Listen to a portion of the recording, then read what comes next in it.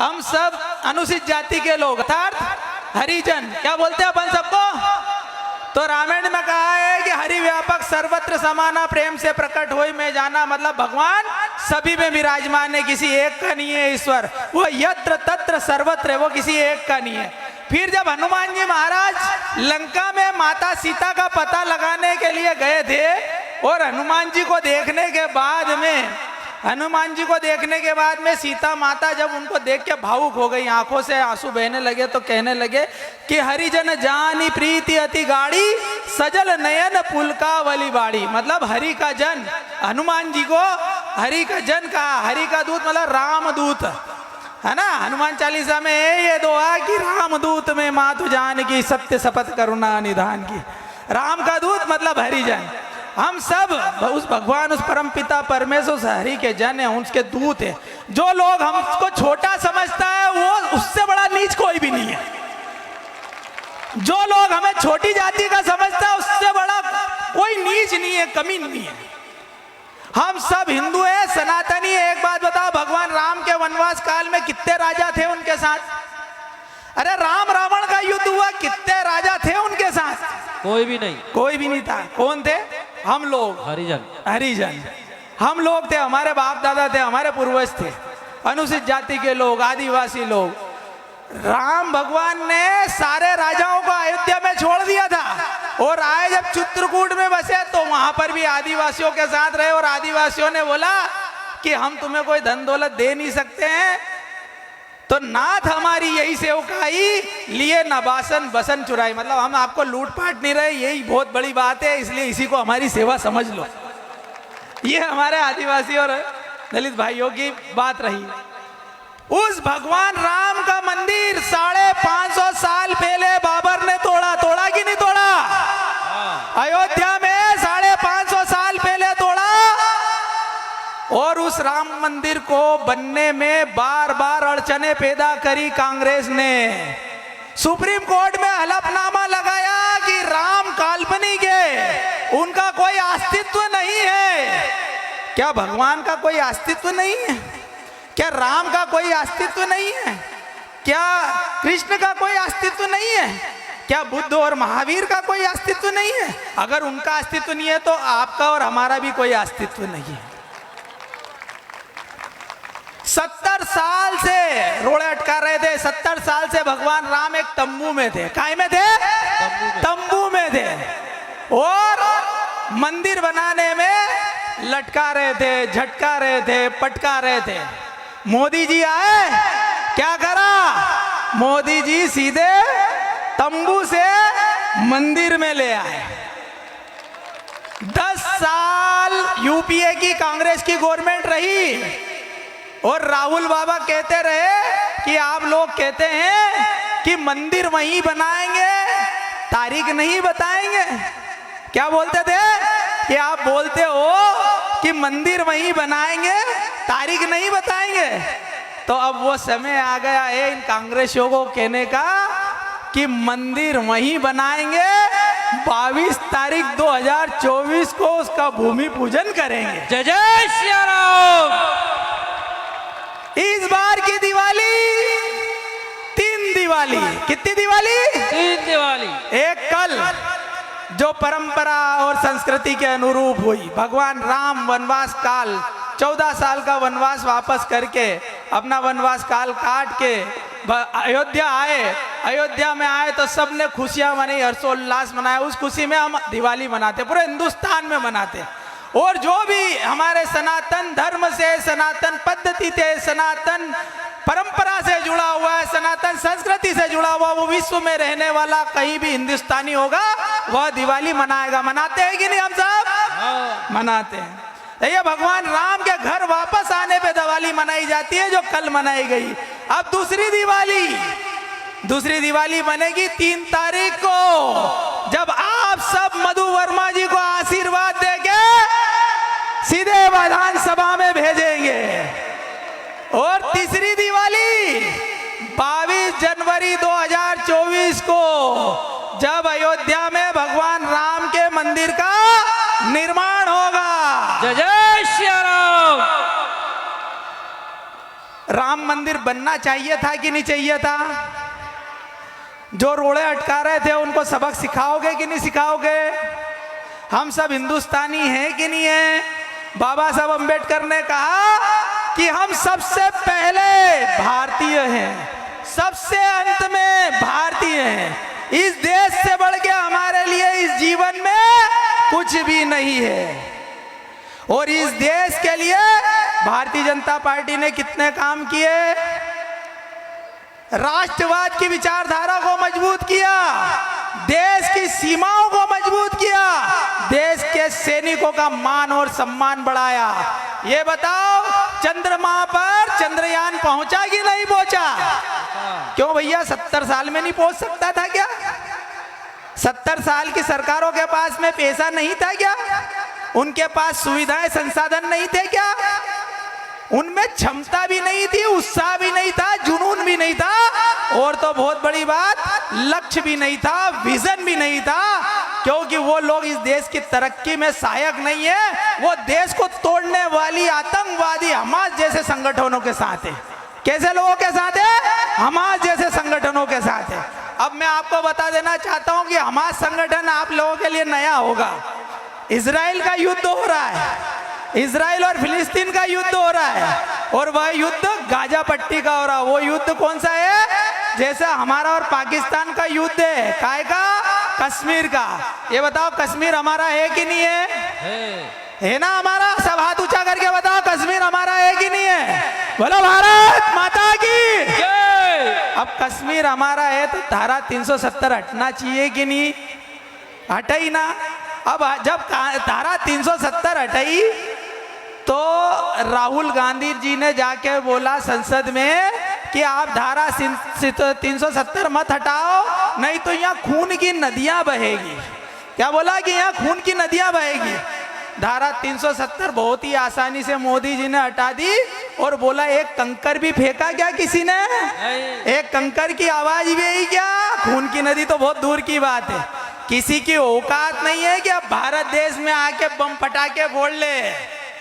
जब मोदी जी के पहले मनमोहन जी की सरकार थी, 10 साल कांग्रेस की सरकार थी केंद्र में, पाकिस्तान से जैसे मोहम्मद, अल-कायदा और जाने कौन कौन से आतंकवादी संगठन आते थे, दिल्ली में बम ब्लास्ट कर देते थे, हैदराबाद में कर देते थे, हनुमान मंदिर पे कर देते थे, लखनऊ में कर देते थे, बंबई में कर देते थे, ताज रेसिडेंसी पे कर देते थे, और मोदी जी आए उसके बाद हुआ क्या? एक भी बम ब्लास्ट? ये है 56 इंच का सीना। क्या है? 56 इंच का सीना। और ये आपके एक वोट की ताकत है। ये आपके एक वोट ने हमारे देश को ऐसा नेतृत्व दिया है जिसने समूचे अंतरराष्ट्रीय में विश्व पटल पर हमारे देश का नाम रोशन किया और हमारे देश को मजबूत किया है। पहले के लोग, पहले के हमारे सैनिक बहुत ही कमजोर थे, कारण उनको पावर नहीं था आतंकवादियों की तलाशी लेने का भी। हमारे सैनिकों के सिर काट के ले गए पाकिस्तानी आतंकवादी और फुटबॉल की तरह खेला, और इसके वीडियो भी जारी हुए, आप लोगों ने सोशल मीडिया पे देखा होगा। अब उनकी हिम्मत नहीं है, औकात नहीं है कि हमारे किसी एक सैनिक को मारना तो दूर की बात, घूर के भी देख ले। पुलवामा में छोटी मोटी गलती करी थी उनने, उनको ये नहीं मालूम था, भूल गए थे कि सरकार बदल गई। उन्होंने पुलवामा में हमला करा, पलट के सर्जिकल स्ट्राइक किया। क्या करा? पलट के सर्जिकल स्ट्राइक किया, घर में घुस के मारा। मोदी जी का सीधा फंडा है, हम किसी को छेड़ते नहीं, और कोई छेड़ता है तो छोड़ते भी नहीं, तो घर में घुस के मारेंगे। भारतीय जनता पार्टी की सरकार ने अंतर्राष्ट्रीय स्तर पर हमारे देश को मजबूत किया, हमारी सेनाओं को मजबूत किया, वैज्ञानिकों को मजबूत किया, और उसका परिणाम रहा कि चंद्रमा पर चंद्रयान गया, मंगल पर मंगलयान गया। यह हमारे भारतीय जनता पार्टी का विजन है, उन्नति है, उत्साह है कि वो अनुसूचित जाति वर्ग के साथ काम करती है। आप ये बताओ, यहाँ पर बेटी मेरी बहनें, लाडली बहना कितनी है? हाथ ऊंचा करके बताओ। सबके खाते में पैसा आ रहा है। धनतेरस के पहले धन बरसा कि नहीं बरसा? अब मामा को आशीर्वाद दोगे कि नहीं?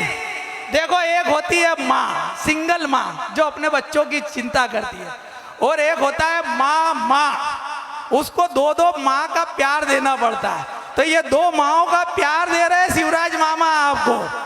क्या एक माँ का प्यार नहीं मिल रहा है, ये 2 माँ का प्यार मिल रहा है। और ये सारी योजनाएं आप बहनों के लिए, गरीब लोगों के लिए, मजदूर लोगों के लिए, जननी सुरक्षा योजना आप लोगों के लिए, संबल योजना आप लोगों के लिए, उज्ज्वला योजना आप लोगों के लिए, पीएम आवास की योजना आप लोगों के लिए, ये सारी योजनाओं का लाभ आपको मिले और आप तरक्की करो, उन्नति करो और आपका खुशहाल जीवन हो, अपना आर्थिक स्तर सुधरे। ये विजन है भारतीय जनता पार्टी का। आपने पिछली बार में मधु भैया को आशीर्वाद दिया या कंजूसी करी, 5 साल अगर और कोई नेता होता तो घर में सो जाता, आराम करता, किंतु मधु भैया ने क्या करा, 5 साल बाद में हरने के बाद भी आपकी अनवरत सेवा करी, आप लोगों की सेवा में कोई कमी नहीं रखी, एक से एक सड़कें बनाई। जितनी सड़कें आपके यहाँ पर, या आप देखें भंवर कुआं से लेकर तेजाजी नगर तक का जो 6 लेन बन रहा है वो मधु भैया ने बनाया, राजेंद्र नगर का ओवरब्रिज उन्होंने बनाया, टंटिया मामा की प्रतिमा उन्होंने करवाई, चंद्रगुप्त मौर्य की प्रतिमा उन्होंने बनवाई, केट रोड वाला रोड भी उन्होंने बनवाया, नर्मदा का 3रा चरण भी मधु भैया लेकर आए। मतलब उन्होंने 5 साल अनवरत काम किया। कोरोना के अंदर सब लोग, जवान लोग घर में बैठ गए थे कि नहीं? और कोरोना के अंदर 71 साल की उम्र में मधु भैया ने आप लोगों की सेवा करी। 71 साल की उम्र में मैंने उनको कोरोना में बोला कि आप मुझे दे दो, उन्होंने मुझे पहुंचाया अनाज। मेरी भी वीडियो आपने देखी होगी जो बांटते हुए, वो सब मधु भैया ने मेरे को सुविधाएं उपलब्ध कराई थी अनाज बांटने की।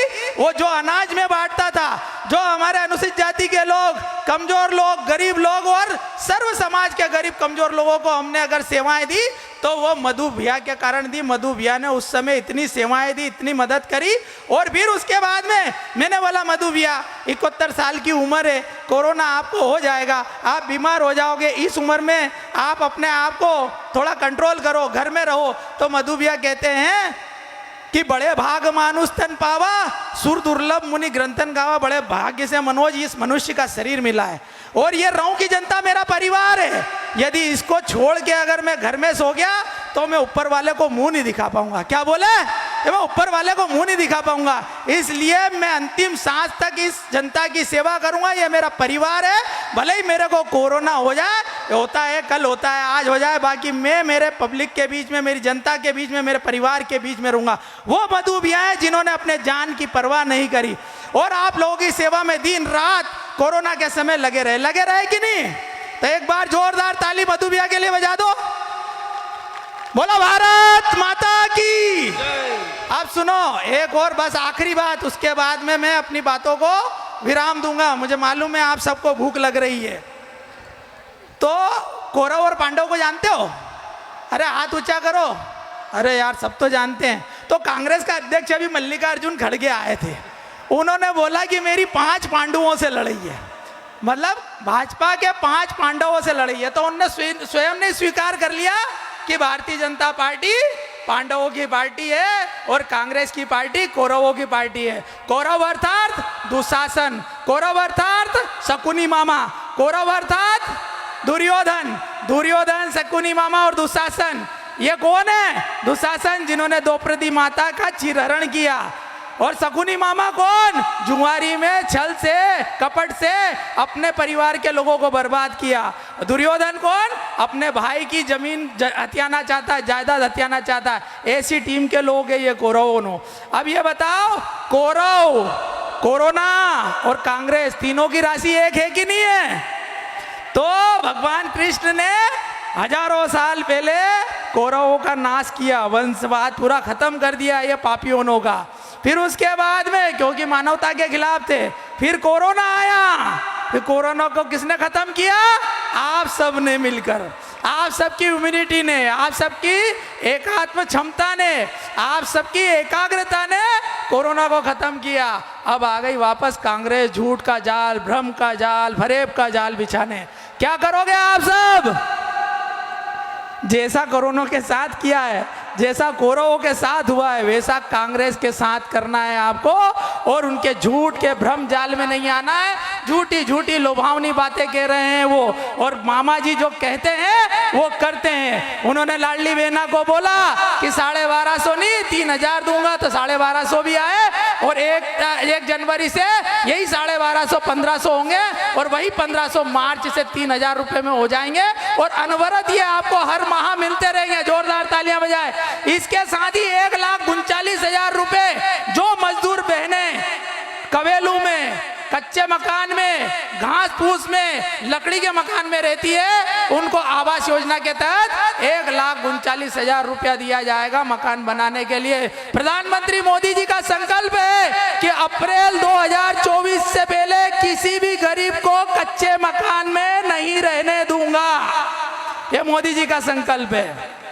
उज्ज्वला योजना के तहत जितनी भी हमारी बहनें बेटी है सब अपना रजिस्ट्रेशन करा लेना। 450 रुपए में सिलेंडर अब आपके घर में आएगा। इसमें कोई भी शंका कुशंका मत करना। इस बात की गारंटी मैं खुद देता हूं। मैं आपके समाज का अध्यक्ष हूं। मेरे निवेदन को, मेरे आवेदन को, मेरी प्रार्थना को आप गारंटी समझिए। मैं आज यहाँ मधु भैया के लिए नहीं, संपूर्ण देश के लिए आपसे मदद मांगने आया हूँ। ये आपका एक वोट देश को मजबूत करेगा। ये आपका एक वोट प्रदेश को मजबूत करेगा। ये आपका एक वोट हिंदुत्व को मजबूत करेगा। ये आपका एक वोट सनातन को मजबूत करेगा। ये आपका एक वोट वैज्ञानिकों को मजबूत करेगा। ये आपका एक वोट शिक्षकों को, विद्यार्थियों को मजबूत करेगा। ये आपका एक वोट लाडली बहना के लिए। ये आपका एक वोट लाडली लक्ष्मी के लिए। ये आपका एक वोट जननी सुरक्षा के लिए। ये आपका एक वोट प्रधानमंत्री आवास योजना के लिए। ये आपका एक वोट लाडली बहना के लिए। ये आपका एक वोट राष्ट्र हित के लिए। ये आपका एक वोट देश हित के लिए। ये आपका एक वोट सैनिकों के सम्मान के लिए। ये आपका एक वोट संपूर्ण भारत में रहने वाले गरीब, मजदूर, शोषित, वंचित, दलित, दबे कुचले सभी लोगों के लिए। इसलिए ये आपका एक वोट बहुत महत्वपूर्ण है। इस वोट को बेकार मत जाने देना। दारू मटन में मत बिक जाना, पैसे में मत बिक जाना, कंबल में, साड़ी में, कलश में मत बिक जाना। इस वोट का महत्व समझना और इस एक वोट को सच्चे और ईमानदार आदमी को देना। वो सच्चा और ईमानदार आदमी है मधु वर्मा। वो सच्चा और ईमानदार आदमी है मधु वर्मा, जिसने निस्वार्थ भाव से आपकी सेवा की है। इन 5 सालों तक बिना किसी स्वार्थ के निष्कपट भाव से आपकी सेवा करी, तभी पार्टी ने अवसर दिया मधु भैया को। इसलिए वो दोबारा आपकी सेवा करे, और ताकत से सेवा करे, और शक्ति से सेवा करे। इसलिए मधु भैया को आशीर्वाद दीजिए। 17 नवंबर को सूरज की पहली किरण के साथ कमल का बटन दबाना है। 3रे नंबर पे मधु भैया का नाम है। कितने नंबर पे है? 3रे नंबर पे। तो 17 नवंबर को सूरज की पहली किरण के साथ कमल का बटन दबाना है। भारतीय जनता पार्टी को जिताना है। मधु भैया को आशीर्वाद देकर अपना बेटा, अपना भाई, अपना सेवक बनाना है।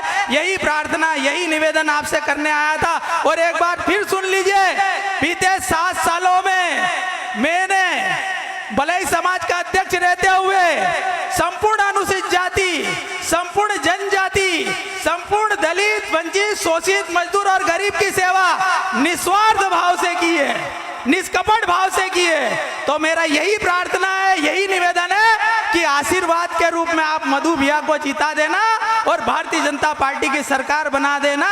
यही निवेदन करने आया था। बोलिए भारत माता की।